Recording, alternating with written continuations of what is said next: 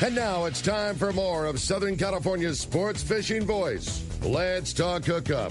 This portion of the show is sponsored in part by Ford, the official truck of Let's Talk Hookup.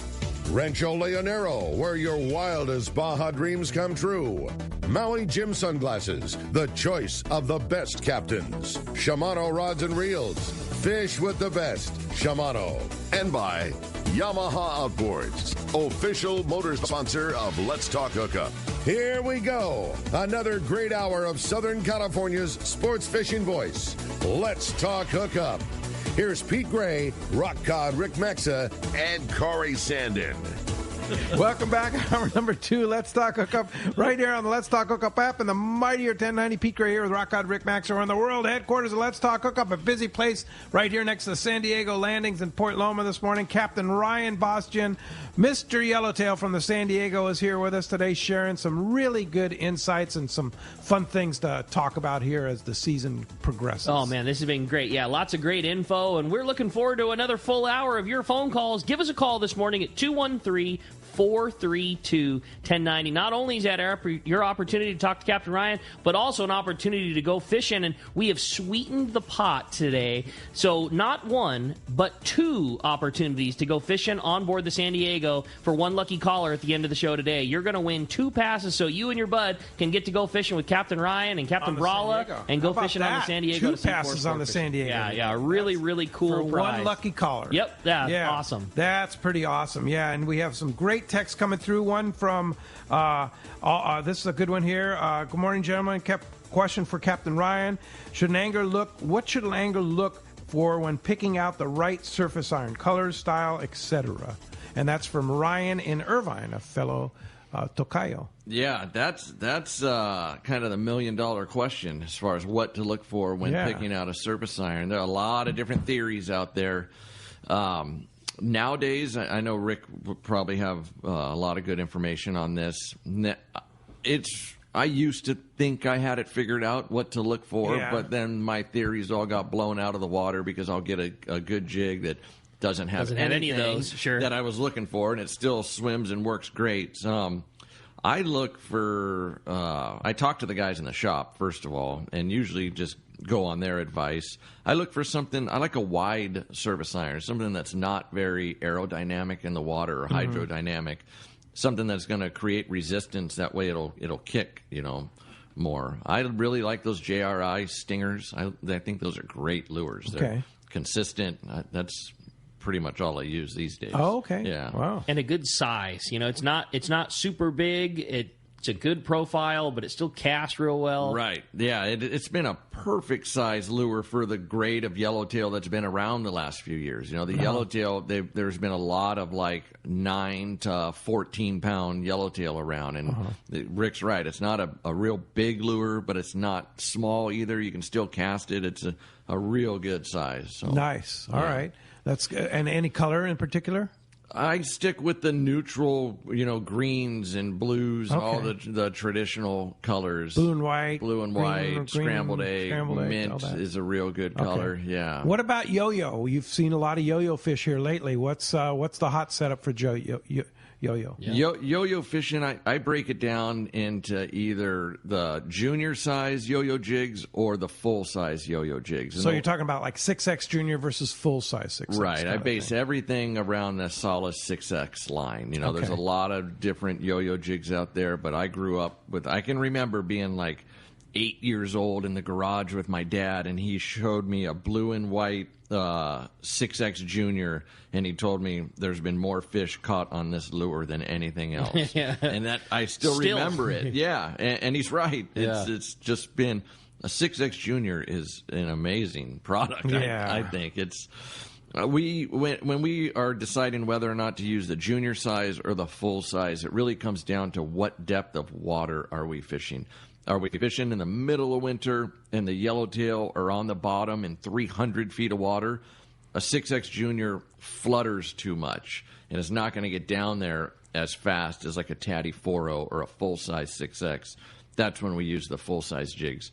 When we start fishing in 150 feet or less, that's when we want that fluttering action. Like right now, the yellowtail they're boiling on our chum, so they're willing to come all the way to the surface.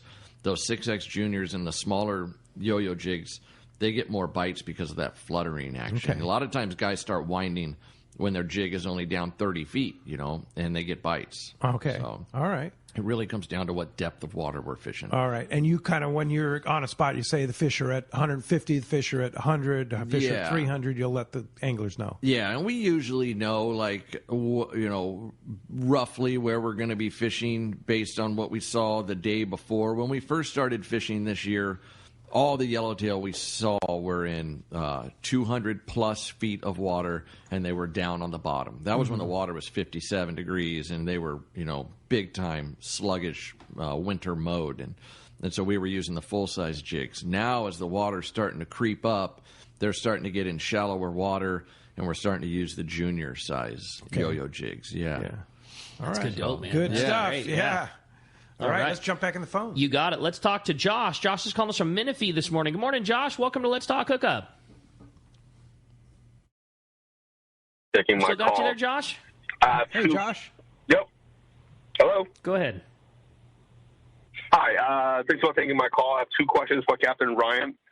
Captain Ryan has mentioned on his social media a few weeks ago that this year's yellowtail are some of the most challenging he has tried to capture in a long time. I was wondering if you can elaborate a little bit more on why he thinks that is, why he's so reluctant to bite. Also, if he had to give one single most important advice for an angler coming on his boat to be successful, what would that be? Thank you. Great questions. I have mentioned that a couple different times on my social media, that this particular body of yellowtail is the most challenging that I have personally ever fished for. And yesterday was a perfect example of that. They just are. They're really hard to keep track of. The day before yesterday, we saw really good sign of fish in the afternoon. We were stopping on schools. The Grande was stopping on schools. The next morning, not 12 hours later, we drive down there, and neither of us can't find a single fish anywhere, all through the same area. And that, based on what we saw the day before, that shouldn't happen. And that has happened time and time and time again this year. They've just been really hard to keep track of. And then they're doing this thing where they just don't bite at all at times, where they're acting like you're seeing them. But they're... Yeah, yesterday we stopped on this school outside South Island. It was huge. It was easily 400 fish, if I had to guess. We didn't get a single boil, a single bite. They swam around the boat like they were sleeping. Really, really just bizarre. Something to do maybe with the bait, that there's so much bait in the water right now? Something. But then, if you're there on the right day, like Matt had a 100-fish day, or I think he had 100-fish day this spring, but then the following day is like next to nothing. It's just been really inconsistent. Yeah, I think it just comes down to we're still in that transition period.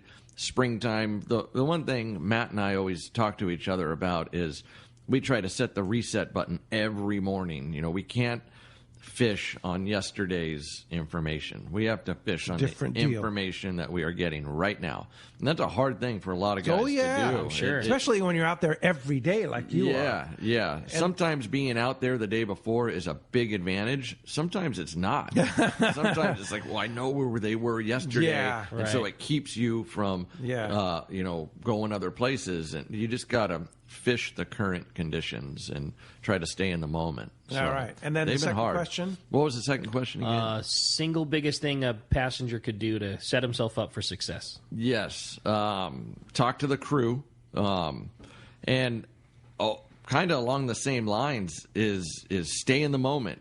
Don't hop on the boat and try to do what you did on your last trip, which might have been 3 months earlier, and a lot has changed since then. Talk to the crew and take the crew's advice no matter how often you fish. I do it all the time. I go down to El Salto and I talk to the guides, and I want to pick their brain because they know way more than I do. And so talk to the crew, listen to the crew, and keep an open mind. We're all still learning. You've said things on here before that I always liked about chasing chasing what some other guy is doing and then switching to somebody else and then changing back again and then not doing this. And, 3 fish got hooked on a yo-yo, so I want to put that up. And then somebody hooked one on a fly line. Well, I'm going to go fly line fish now. And I then see it every day. You've mentioned that a few times, and I've always thought that was a good call. Yeah, I see it every day. Or there'll be a really good fisherman on the boat, and I noticed throughout the day he's constantly at his tackle box changing something, because he sees a guy hook one on a surface iron. He's going to go tie on a surface iron. He sees 2 get hooked on bait. He's going to go fly line bait. He sees 2 hooked on yo-yo. He's going to go yo-yo. He spends his whole time just not fishing, basically, changing stuff. Fish your strengths. Fish what you're comfortable fishing. There's times where it's blatantly obvious that, hey, we all need to be yo-yo fishing. But lately, we've been catching them a little bit on everything, yo-yo, fly line, surface iron, and fish your strengths and just stick with what you are comfortable with. And that's a great piece of advice. All right. Hey, great. Yeah. Thanks a lot for the phone call. Good questions. Yeah. Hey, with that, we're going to find out what's going on the water right now. It's time for your FishDope.com report, sponsored by Dana Landing on Mission Bay, your one-stop shop for everything you need to go fishing. A complete saltwater tackle shop. They have a full deli, Mexican and California licenses, trips and 6-pack charters. And when it comes to freshwater tackle, check out East County Bait and Tackle. They are full of all the freshwater tackle and live bait that you need for a great day in the lake. Dana Landing is right across from SeaWorld, next to the Dana Lawn Tramp in Mission Bay. And East County Bait and Tackle, they're at the end of the 67 freeway at Mapleview and Lakeside. Check DanaLanding.com. And let's talk to the man, your saltwater guide. Captain Dave Hansen is on the line. Good morning, Dave. Hey, good morning, Rick, Ryan, Pete. Dave. I got a lot to talk. There's a lot going on, so we got a lot to talk about. I'll be quick, though. Ryan, my hero, you guys don't understand. Ryan, like he says, he's out every single day, but he drags 20 boats with him all day everywhere he goes, and he still catches fish, gang. You don't understand what that's like. You guys can't even comprehend for a split second what it's like. And the guys, I don't know, you're hail, Ryan. I don't know, man. It's pretty unbelievable to see your fish count. See your fish counts day in and day out, my man. You are the man. That is absolutely unbelievable. I would probably have a massive heart attack. My blood pressure would go off the roof. I am kind of vocal, and it would be horrible for me to do that. But no kidding. Huh? Really? I would have never put that on you. Yeah, never once would I put that on you. That's a trip. Huh? Yeah. Vocal no, Dave the PA would be on fire. Oh, Lord. Great. But, gang, there's what's going on. The Carnage, Long Beach Carnage, they have their other boat, the Pacific Carnage. They went to Catalina. They caught bait. So there was squid to be had. It was the easiest way to get squid, like Rick always said. It's so easy to catch squid with money. You just pull up. That's the way to get it. Hand them some money, and they're filling up everybody's bait tanks with squid. Plus, they had squid at the bait barge in Long Beach, gang. That was phenomenal, especially for my private boat guys that go out every day. They're trying to figure out how to catch the bait, and it's been tough. But the Carnage had bait. A lot of my clients went to Catalina, and there was a handful of nicer halibut caught on those beaches on the backside, and there was 2 sea bass for my clients that I know of that were caught on the backside. All day fishing. No, it's nothing wide open by any stretch of the imagination, but just having that bait in the bait tank makes all the difference in the world. And the Carnage says they're going to keep trying to go out every week, so hopefully every weekend they'll have bait for us during the springtime. That's a big deal. So that squid's a big deal. And then, like Brian Woolley was saying, the water along the coast is starting to perk up. Things are starting to happen. The calico bass fishing's going to only get better. They're with the influx of anchovies that we have going on. And then I don't know if you guys saw what happened. I know Mark Wish mentioned it a little bit yesterday, but my good friend Mike on the Western Pride, Dave, on Friday had 3 Cedros-style yellowtail on the half-day boat out of Newport. These fish up to 43 pounds or 44 pounds. There's only had 3 fish. They were all monsters. The next day, he said it looked like the San Diego was up there. There was probably 75 Parkers driving around. He said it was unbelievable, the amount of boats. But that's what happens when you catch a couple fish. Everybody wants to go. So there was a lot of boats out there on that ground yesterday. They didn't find that fish, but that doesn't mean it didn't go anywhere. It's probably still hanging out in that area. And then look at what's going on down below the border. Like Ryan was saying, that fish is on its way. He saw a little sign. We got beautiful weather, everything, the table's set. If you don't make a reservation to go sport fishing in the next few days for the next couple weeks, you're probably not going to get on a boat because everybody's ready to go fishing. The fish are going to bite, and the weather is bitching, so go fishing. There you go. I like the it. report. Yeah, for sure. And fishdope.com, of course, all the source. I mean, Danny and Jeff and the boys have been doing such a phenomenal job keeping people abreast of what's going on the water, from San Clemente to Catalina to the offshore off of San Diego. $20 off a new membership to fishdope.com using the code HOOKUPNOW, or lowercase, no space, HOOKUPNOW. And how do we find you? Gang, I got a really bitchin' website. It's yoursaltwaterguide.com, and I have over 400 how-to videos to catch fish in Southern California, so you do not have to follow the San Diego around unless you're into watching Ryan catch fish, and a lot of people are into that because I see it all the time. Yeah. If you want to watch it. But you know what? You can watch him catch fish on his videos on Instagram or YouTube. Instead of spending a bunch of fuel and following him, you can just watch him there. You don't even have to leave the dock.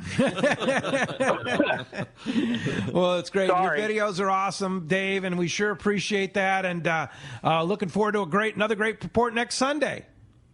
Absolutely. And you won't even believe where I'm at right now. We are leaving the harbor. I'm driving by the arch. I'm just about to crank this little boat up to 35 knots. We're going to go find some yellowfin on the Dolphin today, but my boys are all waiting anxiously for me to get done talking so we can haul ass. All right, go get them, Dave. Good luck. Of course, Dave lives down in Cabo, for those of you who don't know. Oh, really? Yeah, so nice. That's where the arch he's talking about. So that's the yellowfin. Good luck, Dave. Thanks a lot. We'll talk to you next week. Bye, guys. See ya. Right. Good luck. That's awesome. Hey, that Catch Report today is sponsored by the Fish Pros at Fisherman's Processing in San Diego. Not only do they offer the best processing for your trip for your fish when your trip returns to the San Diego landings, as well as your private boat catch, but now with Fish Pros, the market, you can purchase fresh fish, smoked and jerkied fish, their spices, rubs, smoked cheese, their famous tuna burger, and that amazing poke kit. They're all available now, and check out their brand new location in Old Town on Taylor Street. It is open. They are cutting fish right now. We're so stoked. Call for details or order online at fishermansprocessing.com. Yeah, absolutely. Let's go ahead and jump into those jam-packed phones, Ricky. Sam in Irvine is up next on Let's Talk Hookup. Sam, thanks for joining us. Good morning. Thanks for taking my call. I go out on the San Diego every year, a couple of times at least. Great boat. I always learn something, even from the cook. The cook's an awesome fisherman. But the question I have is, I heard all the jig talk and stuff, but what would you do to imitate that red crab if you were throwing jigs? Just red color heavy jig, or is there another lures out there that you might throw? Yeah, no, that's been a popular color the last few years, especially down at Colnet. I know, talking to Gavin on the Pacific Queen, he had days where the whole entire boat had a red jig tied on. Wow. I wonder what color they bit that day. Yeah. Exactly. For me, it's honestly, I'm not a big fan of the red jigs. That's not saying it doesn't work. I've seen it work.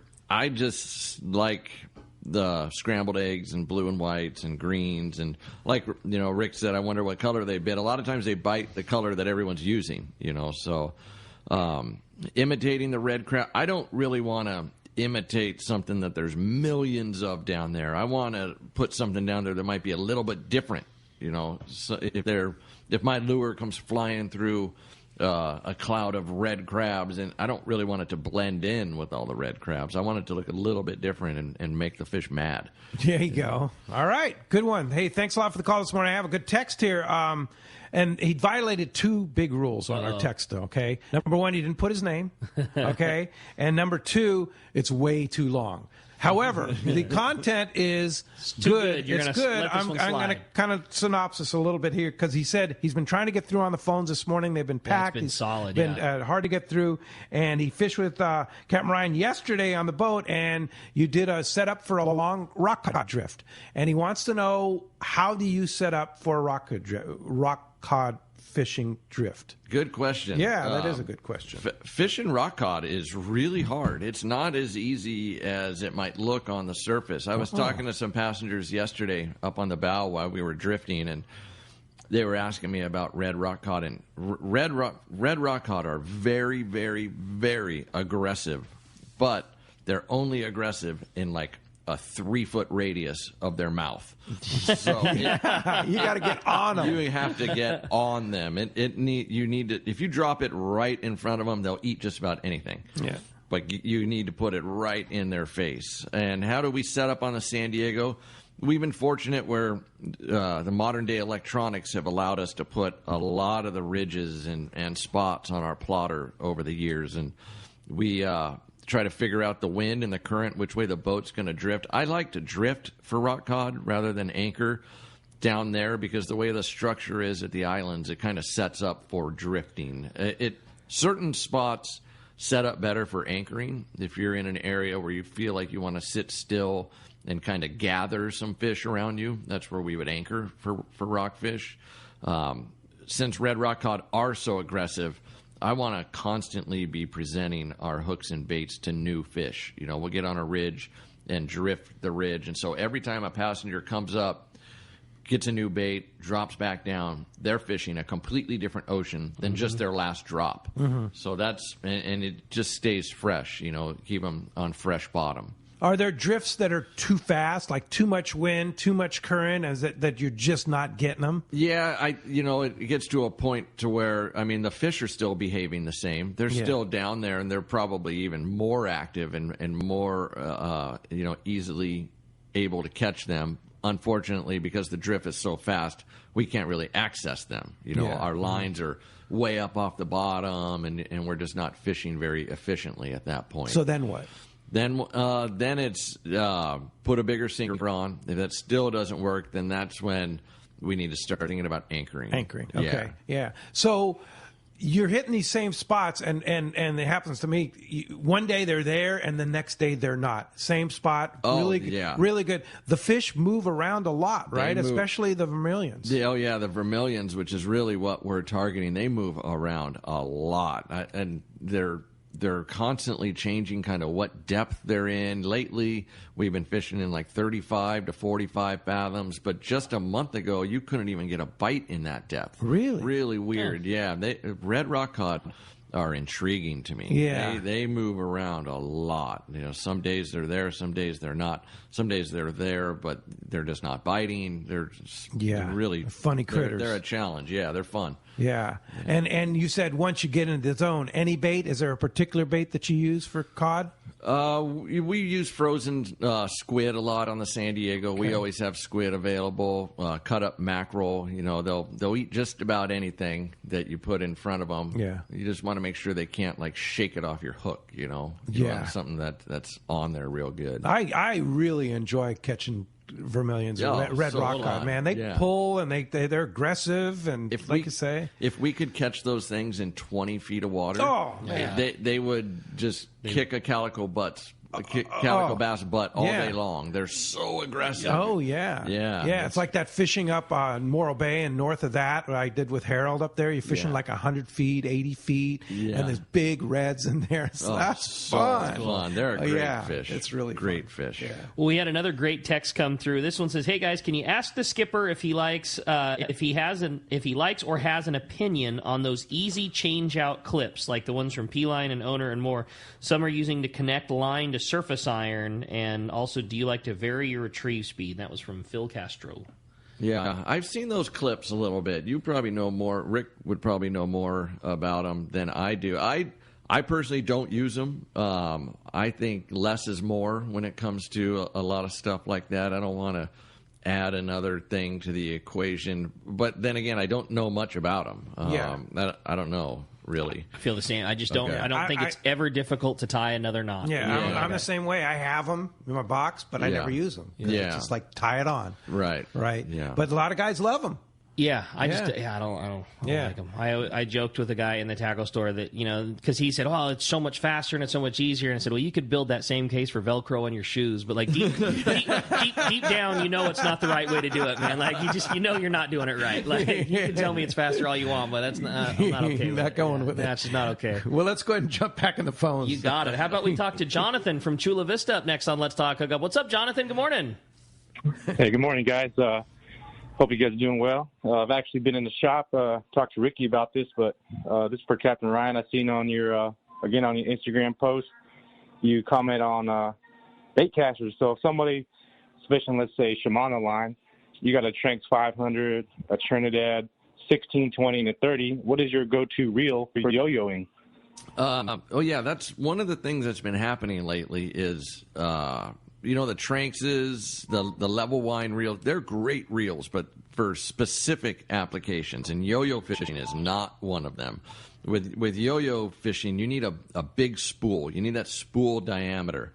And so I would use, I always use a Trinidad 20 or 30 for yo-yo fishing around Fast retrieve. Fast retrieve, yeah. Or a Trinidad 40 or, something similar, Baja Special, something with a big that spool. New reel that you were talking about, the new jigger from Shimano. Yeah, the OSHA 4,000 jigger. Yeah. 4,000 jigger, OSHA 4,000 jigger. That's the ideal. That's made for that, right? Oh, it's a really nice yo-yo reel. Yeah. Do you have those in stock? We do have a couple right now. Like a lot of new and cool stuff, they come and they go real fast. As of this second right now, we got a couple of them. That's cool. I mean, for lack of a better description, it's like a Trinidad 40 narrow, in the A version, silver, cool. It comes with a handle that makes a lot of sense for probably how they fish knife jig somewhere else, but the handle that it comes with it's kind of funky for what we do, but you can easily swap out to a standard. Like we sell one in the case that's just got a regular Shimano, the same style handle that we're all used to fishing, but that's a cool yo-yo jig reel. It's made for that. Yeah. Hey, we got a lot more Let's Talk Hookup coming your way. More of your phone calls, more great information, more catch reports. You stay tuned. You're listening to Let's Talk Hookup on the Let's Talk Hookup app and the mightier 1090. This is Pete, and I hear it all the time. That Jim and Mary at Poway Valley Collision are amazing. I took my car to Poway Valley Collision, mentioned Let's Talk Hookup, and they gave us VIP treatment, fixed our car, and even gave us a special price. Believe me when I say Poway Valley Collision is worth the drive from anywhere in the Southland. At some point, your car will need a body repair, and I'm confident in saying it pays to go to Poway Valley Collision. Our listeners can save hundreds of dollars on your next car or truck repair. They work with most insurance companies, including Auto Club, MetLife, Wawanesa, and more. All you do is call Jim, Mary, or any of their team members, and they do all the rest. No hassles, just top-notch work and VIP treatment. When you take your car or truck to Poway Valley Collision, the job and experience will be top-notch. Get it fixed right at Poway Valley Collision, 14211 Garden Road in Poway. Check PowayValleyCollision.com. The name that stands out among anglers is Fisherman's Landing, your top choice in local and long-range fishing. Hi, this is Doug Kern. Our hard-working crew will make sure your fishing experience is one to remember. We offer the finest open party trips from 1 to 3 days, the best charter boats available, and of course, our world-renowned long-range fleet is second to none. Fisherman's Landing is a full-service operation offering great half-day trips on the Dolphin and full-day open party trips on the spacious and comfortable Liberty. Since we introduced the full-day trips at Fisherman's Landing, the 85-foot Liberty has become a favorite among full-day operations with bunks for your comfort, huge bait capacity, and RSW fish holds to keep your catch fresh. Plus, Liberty has a big modern galley and 2 interior heads with showers. All our open party trips from half-day, full, or 1 to 3 day trips can easily be booked online at fishermanslanding.com or give us a call at 619-221-8500. I'll see you at Fisherman's Landing in San Diego. Let's talk candidly about long-range fishing. This is Captain Frank DePresti of the Royal Polaris and the Shogun. Nowhere on earth will you find a fleet of long-range boats like we have in San Diego. We are fortunate to have several top-notch operations to take you to the most productive fishing grounds in the world. We all offer good food, comfortable staterooms, huge bait capacity, and top-of-the-line fish-finding electronics. So why would you choose the Royal Polaris or the Shogun for your next long-range trip? What sets us apart from the rest? It's pretty simple. The boats, the crew, and the service. From the moment you arrive at Fisherman's Landing, the service begins. We help you load your gear and do everything possible to get beginners or seasoned veterans ready to catch fish. When it's time to fish, the Royal Polaris and the Shogun have the edge there too, delivering the 2 best fishing platforms in the fleet. But don't take my word for it. Come fishing with us. If you want the best, it's Royal Polaris and the Shogun. For more information, call 619-226-8030 or on the web at royalpolarissportfishing.com or shogunsportfishing.com. There are plenty of boat slips and marinas in San Diego, but there's only one Kona Kai. It's not just a place to park your boat. It's a way of life here in America's finest city. The Kona Kai Resort Spa and Marina has multiple swimming pools and a private beach, waterfront restaurants, and award-winning spa, most of which is included for marina tenants. Check ResortKonakai.com for more information. The Kona Kai Resort, much more than just a place to park your boat. Welcome back to Let's Talk Hookup. Having a great time here this morning. Captain Ryan Bostian from the San Diego phone lines have been packed up all morning. If you want to get your shot to get through, give us a call at 213-432-1090. Not only are we talking fishing, talking great information, also one lucky caller at the end of today's show is going to get to go fishing, and they're going to get to take a buddy because we're giving away 2 passes to go fishing on board the San Diego at the end of the show today. Oh, yeah, that's going to be great. And just so much fun talking to Captain Ryan and anticipating this incredible yellowtail bite that's going to happen at any moment at the Coronado Islands. It could happen like tomorrow, right? I hope it happens today. Today, yeah. Hopefully Matt's catching him right now. Matt running the boat today? He is. He's out there right now. All right. Matt Bralla, who's just your main guy, your second ticket, amazing guy. You're a very good captain. Yeah. Very, very good fisherman. Fishes all around the city. He's been to El Salto with us. He's constantly fishing. On his days off, he's on the Shogun, day and a half fishing. He's loves to fish. Yeah, that's what it's in his blood. Yeah. Yep. Well, let's go ahead and jump in the phones, Rick. You got it, man. Well, they're packed up. The next one we're going to talk to is Rich. He's calling us from Camarillo this morning. Rich, thanks for joining us. Morning, everyone. I've got a question for Captain Ryan. When fishing surface iron versus yo-yo, will a 40-pound outfit, the same outfit, do for both? The line will definitely work for both. 40-pound mono is definitely the right line to use. The rod for surface iron is going to be different than the rod for yo-yo fishing, unless you could use like a 6480, CalStar 6480, and that's a good all-around rod that can do both. You can yo-yo fish with it. When you're first starting out surface iron fishing, I wouldn't get carried away with I wouldn't instantly go to a 9 or a 10-foot rod. I would start with an 8-foot rod, get comfortable with that, and then slowly work your way up to the longer ones. So, yeah, you can use the same rod. There's only a few of them that would work. Most of the time when I yo-yo fish, it's with a 7-foot rod. But if you're looking for an all-arounder, I would recommend something like a 6480 or something similar to that. Okay, very good. Yeah. Hey, and thanks a lot for the call this morning. And we have a text along the same lines from John in North County. And he says, Ryan, years ago, there were a few guys wired their surface irons. And have you seen that lately? I mean, I know Dart used to wire his surface iron, right? Yeah, a little bit. That was kind of back in the days where there wasn't as many surface iron options as there is now. So if you had a few surface irons, you had to make them swim. And a lot of times, not a lot of times, but sometimes you'll have a really good jig, but it just jumps out of the water. Tatty 45 will just jump out of the water sometimes, but it's a really good swimming jig. If you wire them up, they'll stay down in the water, and they do swim. Really? Yeah. There's a lot of jigs, especially like the smaller and medium-sized surface irons, that I think they swim better if they're wired. If you wire them yeah. up. Yeah. You get the, and we're talking about single wire, like single-strand wire. Oh, yeah. Yeah. And so you use those little bullets to help wire you do the them haywire up, twist. The haywire twist, the little haywire assist twist. Assister. The assister, yep. Do you sell those kinds of things at Fisherman's Landing? We do. Bullet things? Obviously, we do. We sell the haywire twist tools. I'm still certain that it's more difficult to learn how to use the tool than it is to just twist the wire with a pair of needle nose. I think it's like anything. You know how to do something the way you were taught. And back in the day, we used to do so many Wahoo bombs with single strand wire. Like that was the deal. And when I was in high school at the summertime job working at the tackle store, we used to twist haywire twists for Wahoo bomb. Like that was my gig for 8 hours a day. We were twisting up leaders. Yeah. So it is just for me, but I think it's so much easier to use a pair of needle nose than it is the twist tools. With that said, we definitely do carry them. And I like that little bullet. I've used that little bullet a lot. And once you figure it out, which is that's the challenge. Yeah, it's pretty simple. I'm sure it's just like anything. You get comfortable with the way you learn to do it. But yes, we sell those tools, wire straight.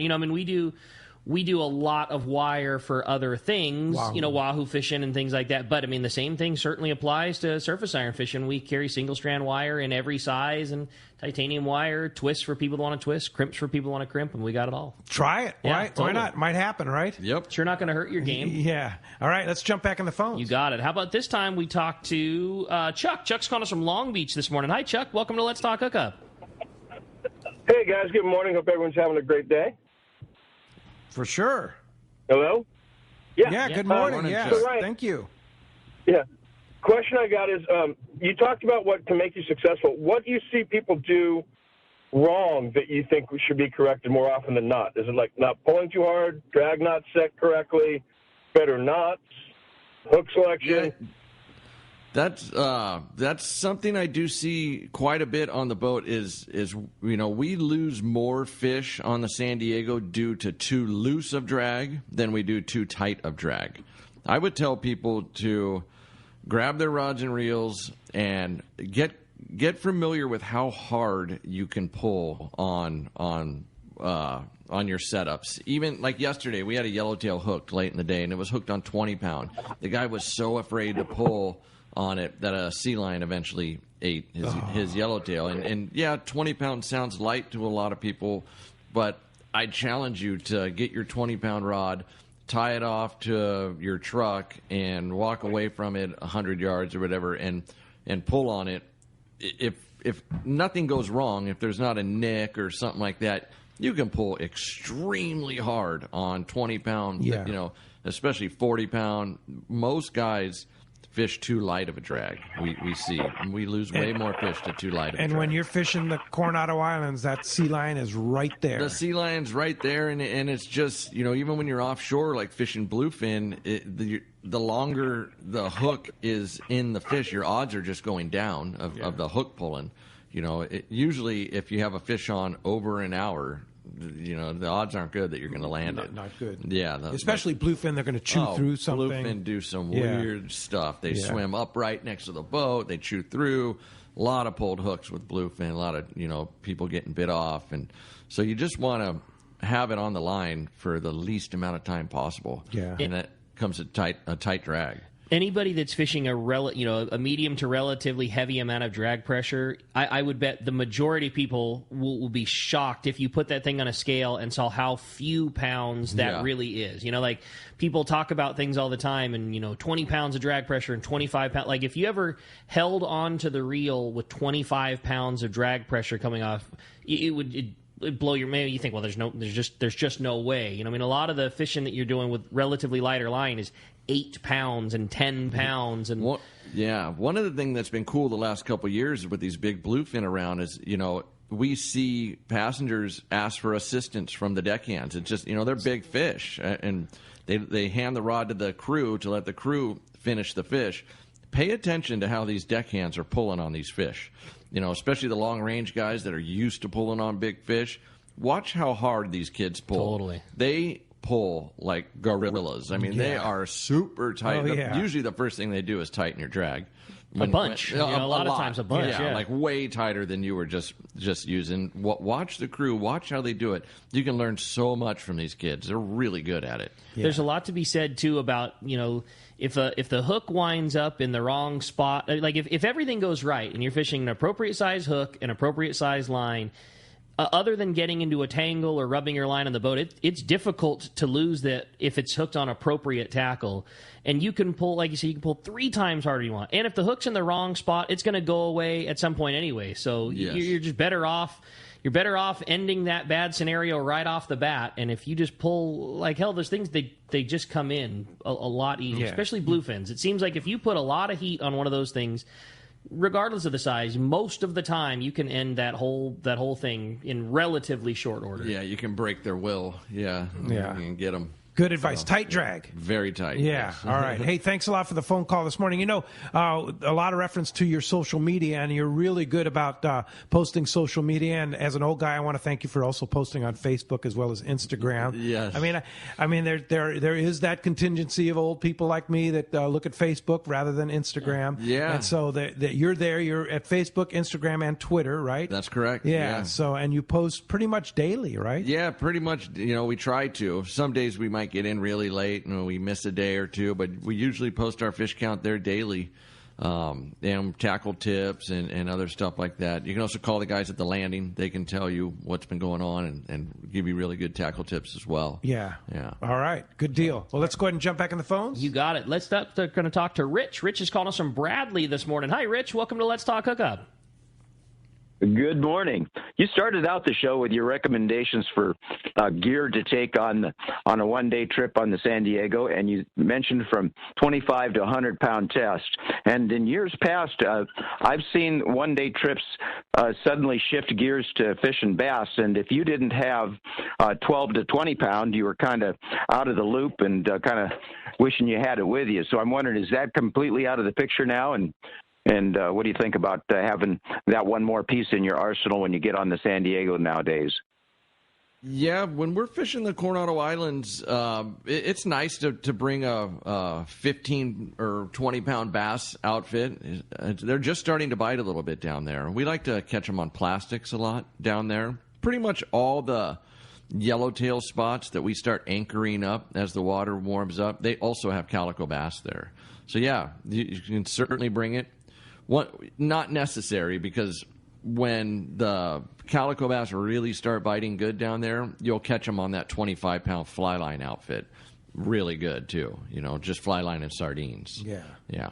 But, yeah, if you have a bass outfit and you want to bring it, certainly bring it. Can't hurt. Yeah. There you go. Are you seeing some bass at the Coronado Islands? A little bit, yeah. It was better a week ago. They're just starting to get active. They're funny down there. They're just little periods throughout the year where they're active. They're always there. We see them as we drive around the reefs and ridges and stuff, but they're just not active all the time. How's the kelp? I mean, is the kelp coming back down there? Or There's not much kelp. There's South Kelp Ridge below South Island. There is some, but they're used. When I was a kid, there was kelp everywhere. Yeah, everywhere. It's not like that anymore. I think Tijuana River had a lot to do with that. I'm guessing, right? Yeah, I don't know for sure, but there's not. The only place there's kelp really is below South Island. I remember in Lover's Cove when I was a kid, you used to go in there, it was just thick with kelp, right? Yeah, on that middle rock there. Yeah, when I first started driving the Mission Bell down there, I remember there was kelp like under the light, which is on the weather side of South Island. The whole backside of South Island was kelp, and it just kind of comes and goes. We saw a little bit a couple years ago. Right now, it doesn't look like there's too much around. Yeah, but you don't see those big, lush kelp beds coming back in recent years. No. Yeah, I wonder, we have to go to a scientist, I guess, to find out why. Yeah, see what's going on with that. Yeah. But you know how kelp grows, though? I mean, you flash forward a few years of cold water years, it'd probably blow everybody away that it just, it's such a resilient thing, and we've had hot water the last few years. Oh, yeah. Yeah, we have. It has been, it's been hot. But the one thing about that plant is Speaking of soft plastics, Brian. Yeah. Can you hear me? Yep. Yeah. And stuff coming back. Have you seen much action on the twin tail type scampi lures, or is it pretty much switched over to swim bait style and slugs like Corey makes? We see action on all types of tails down there. They paddle tail, twin tail, both. Yeah. Yeah. All right. Hey, thanks a lot for the phone call this morning. We had a fun text come through. It says, good morning, guys. Question for Captain Ryan. What and when drives their decision to fish offshore for tuna? Is it because yellowtail are slow at the island? Is it just proximity, availability? And lastly, how far offshore can you go on a full-day trip? That's from Mike in Oceanside. Good question, Mike. A lot of people ask me that question. When do you decide to go offshore? And there's a lot of things that go into that decision. Most importantly, we need to go out there when we can consistently catch, when I feel that we can consistently catch fish.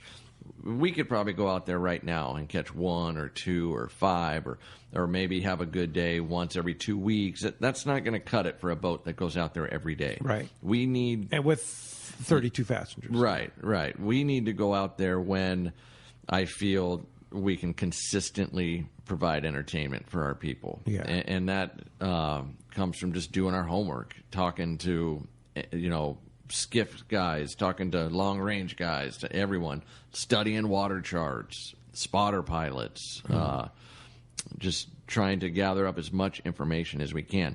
It certainly helps our decision when the Coronado Islands have gotten slow. If the Coronado Islands have gotten really slow and we're not seeing much yellowtail, it makes that decision a lot easier. Do you have a personal preference just as a fisherman? Like if you thought you could make an appropriate catch offshore for bluefin and an appropriate catch for yellowtail, do you have a personal preference that you like fishing for?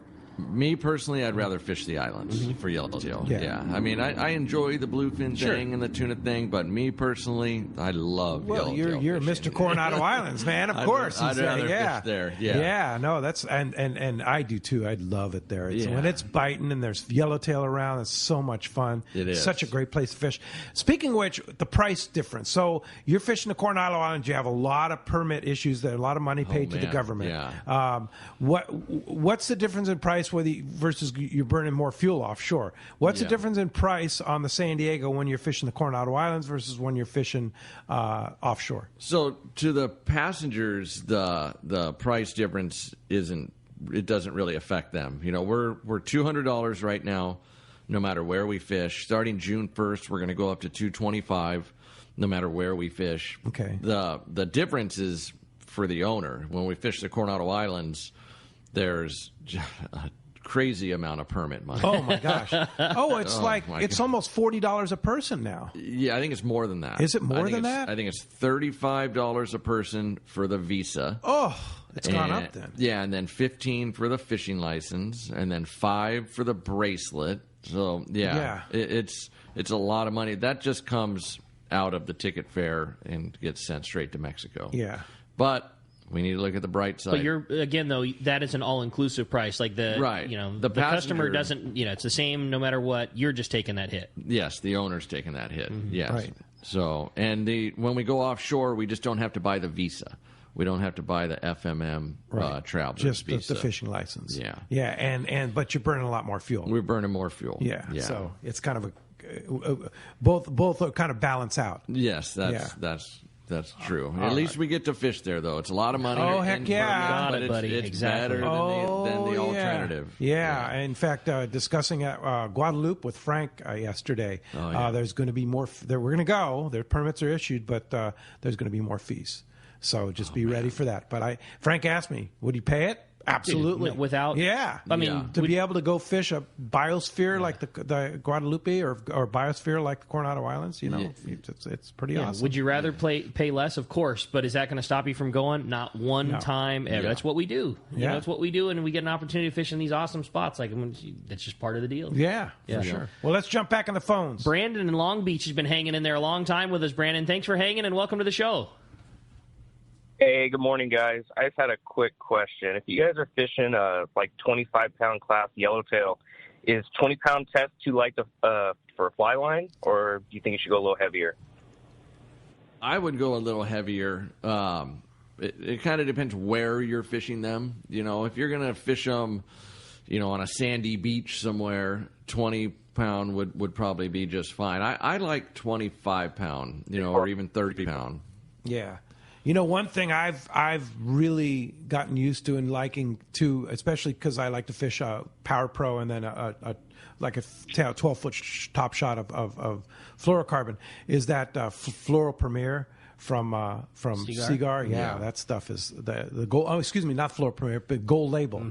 The Gold Label, because that 30-pound is like the size of 20 pound, skinny, right? Yeah, it's skinny, but it's tough. It's strong. Wow. So, and you can pull really hard on that 30-pound.